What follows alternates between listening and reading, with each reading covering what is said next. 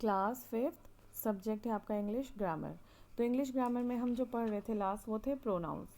Pronounce में हमने सबसे पहले पढ़े थे नंबर। नंबर आपने देखे थे सिंगुलर एंड प्लूरल। उसके बाद हम लोगों ने जेंडर पढ़ा। जेंडर होते हैं चार तरीके के। हैं masculine, feminine, neuter and common genders.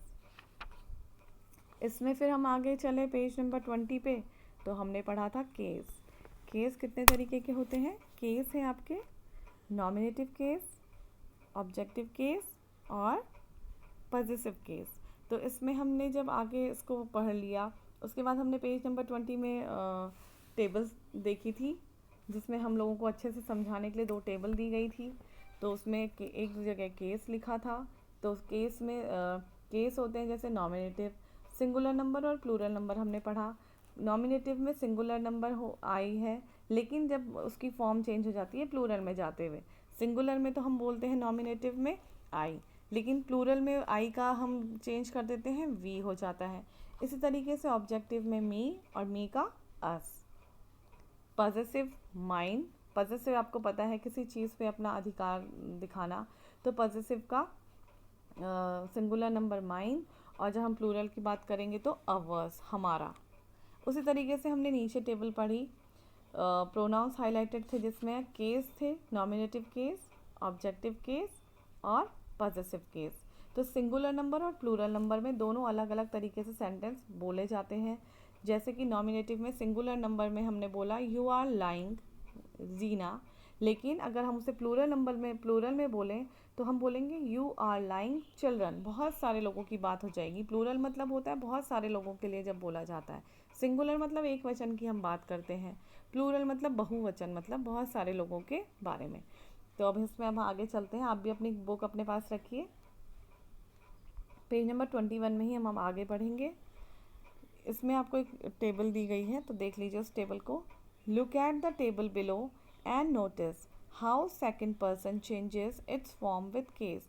नीचे एक टेबल दी गई है, तो इसी टेबल में आप देख सकते हैं आपको क्या समझाया गया है।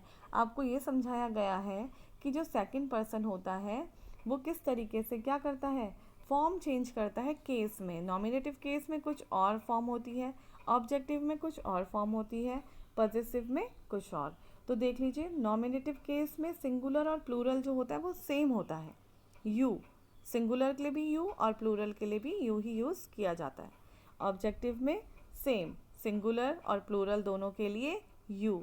लेकिन पॉजिटिव जैसे आपको पहले भी बताया है, पॉजिटिव होता है किसी चीज़ के ऊपर अपना पोजीशन, मतलब अधिकार, हमारा, मेरा, तो उसकी फॉर्म चेंज हो जाती है यू की योर्स।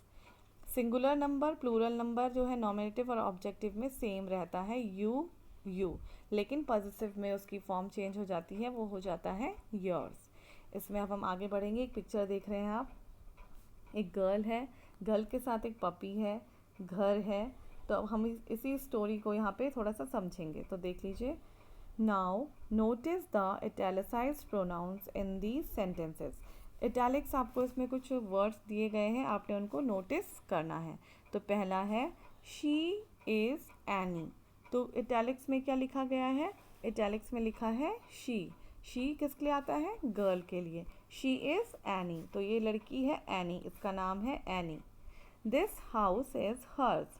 तो कौन सी क्या है ये केस, कौन सा है? ये पॉजिटिव केस है। This house is hers, hers मतलब पॉजिटिव, इसका। घर की बात हो रही है, तो ये घर किसका है? एनी का घर है। The dog she is walking is hers. तो आप नोटिस कर रहे होंगे, शी इटैलिक्स में लिखा है, हर्स इटैलिक्स में है, फिर से हर्स जो है इटैलिक्स में है। तो हर्स जहाँ पे भी आया है तो वो पॉजिटिव केस है। The dog she is walking is hers. जिस डॉग के साथ वो वॉक कर रही है वो किसका है? किसका पोजीशन है उसमें? उसका, एनी का पोजीशन है, मतलब वो डॉग एनी का है। Turn the page 22। देखिए, it is my brother's bicycle. ये बाईसाइकिल किसकी है? इट क्यों आया है? क्योंकि ये बाईसाइकिल की बात हो रही है, और वो क्या है? साइकिल क्या है? नॉन लिविंग थिंग है, इसीलिए it is my brother's bicycle. Next, I like to ride it very much. मुझे इसे चलाने में क्या आता है, बहुत मज़ा आता है, या मुझे ये चलाना बहुत पसंद है।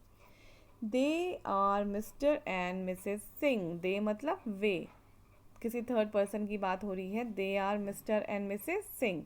वे लोग कौन हैं, Mr and Mrs Singh. I know them very well. तो यहाँ पे देख लीजिए, देम इटैलिक्स है, दे इटैलिक्स है। तो I know them very well मतलब मैं उन्हें जानता हूँ। The book I am reading is theirs. तो अब देखिए, मिस्टर एंड मिसेस सिंह की बात हुई कि मैं उन्हें जानता हूँ, वे मिस्टर और मिसेस सिंह है। The book I am reading is theirs. तो जो किताब मैं पढ़ रहा हूँ, वो किसकी है, देयर्स। देयर्स मतलब पजेसिव केस, पजेशन। किसकी किताब है वो, मिस्टर और मिसेस सिंह की किताब है। तो इस तरीके से नीचे देख लीजिए आप। These pronouns refer to the person spoken of। ये pronouns किसके लिए रेफर किए गए हैं, किसके लिए आए हैं, ये pronouns आए हैं आपके जिनकी बात की जा रही है। तो एक बार देखिए इसको दोबारा। These pronouns refer to the person spoken of। जो भी इटैलिक्स में हमने प्रोनाउंस देखे ऊपर सेंटेंस में, तो वो किसके लिए यूज़ किए गए हैं, वो यूज़ किए गए हैं पर्सन स्पोकन ऑफ, मतलब जिसके बारे में बात हो रही है उनके लिए वो प्रोनाउंस यूज़ किए गए हैं। And are said to be in the third person. लेकिन जब हम उसी सेकंड पर्सन की किसी चीज़ के बारे में बात करते हैं तो वो कहलाते हैं third person. Notice that third person changes it's form not only with case and number but also with gender.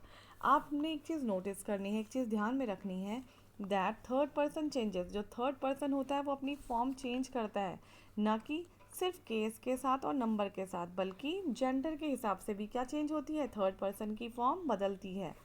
जैसे जेंडर में, जैसे कि ही बॉय के लिए, हिम बॉय के लिए, हिज बॉय के लिए, refer to a male, male के लिए यूज़ किया जाता है जेंडर में ही, him, his. While she, her, hers, लड़की के लिए हमेशा शी यूज़ होता है, प्रोनाउन हर यूज़ होता है, हर्स यूज़ होता है to a female, and its refer to a neuter gender. और इट्स जो रेफर होता है वो न्यूटर जेंडर के लिए होता है, या फिर जो नॉन लिविंग थिंग्स होते हैं उनके लिए होता है।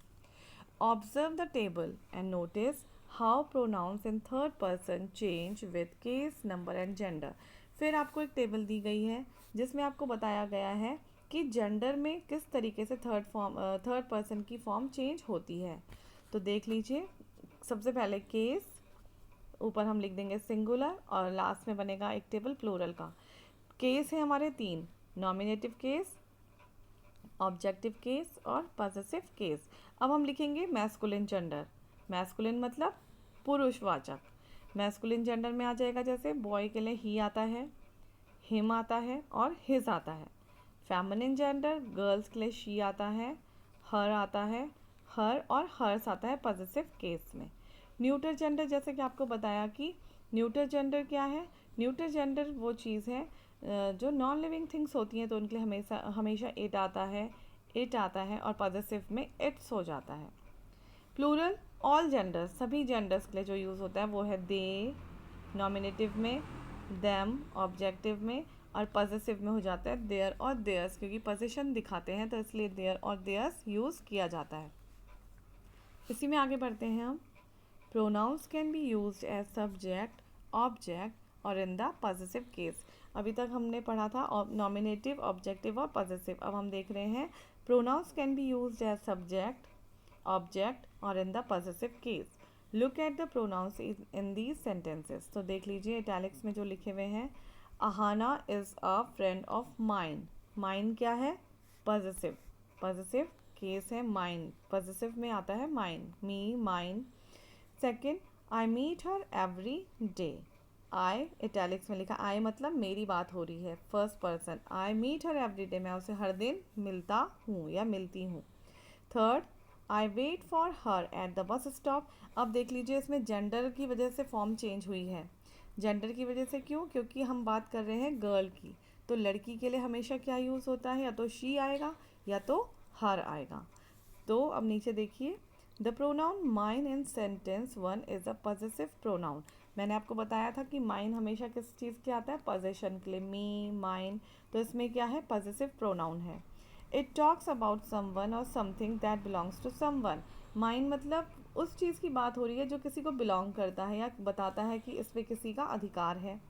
दूसरा देखिए, the pronoun I in sentence 2 is the subject of the sentence.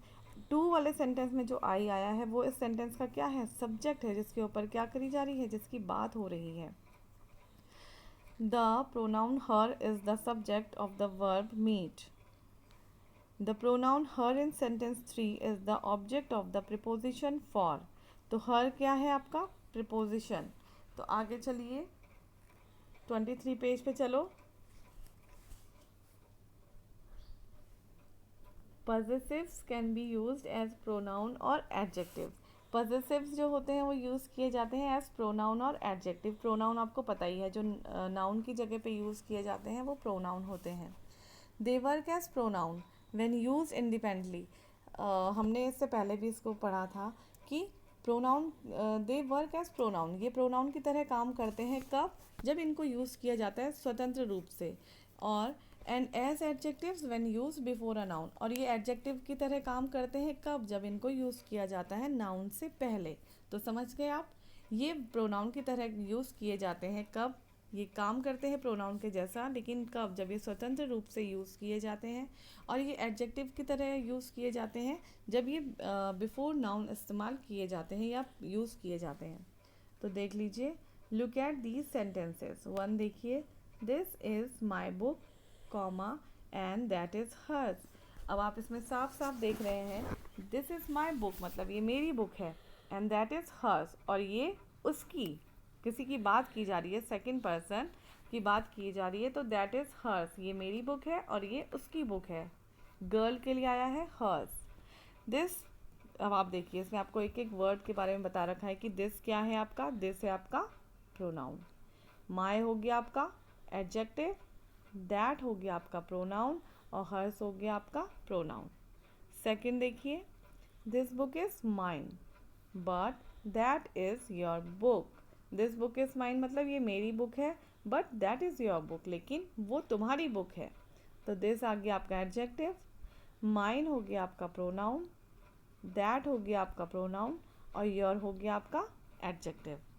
अब इसी तरीके से इसमें हम अगर नीचे पढ़ेंगे तो एक सी पार्ट आप देख रहे हैं, write whether the underline pronouns are in nominative, objective और पॉजेसिव केस। आपको इसमें कुछ सेंटेंस दिए गए हैं, उन सेंटेंस में कहीं कहीं आप देख रहे होंगे कि एक वर्ड को अंडरलाइन किया गया है।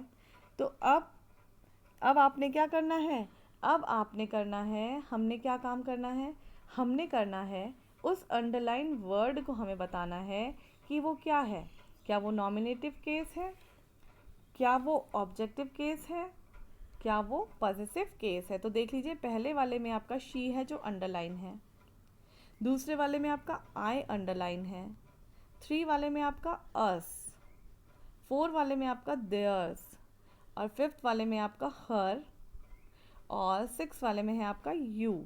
तो अब हमने बताना है कि अंडरलाइन वर्ड जो है नॉमिनेटिव है, ऑब्जेक्टिव है और पॉजेसिव है। तो इसे हम करेंगे, आपको इसे करना है क्योंकि अभी आपको मैंने बता दिया है। इसमें मैं आपको 3 बताऊंगी, 3 आप खुद करेंगे। तो अब देखेंगे इसको हम। तो इसमें आप देख लीजिए पेज नंबर 23 में जो टेबल थी सी वाली जो हम कर रहे थे, write whether the underline pronouns are nominative, objective और पॉजेसिव। तो अब आप देख लीजिए पहला वाला, my mother is baking a cake, she has put it in the oven. तो शी को हमने बताना है कि वो क्या है, नॉमिनेटिव है, ऑब्जेक्टिव है और पॉजेसिव है। तो ये है आपका नॉमिनेटिव।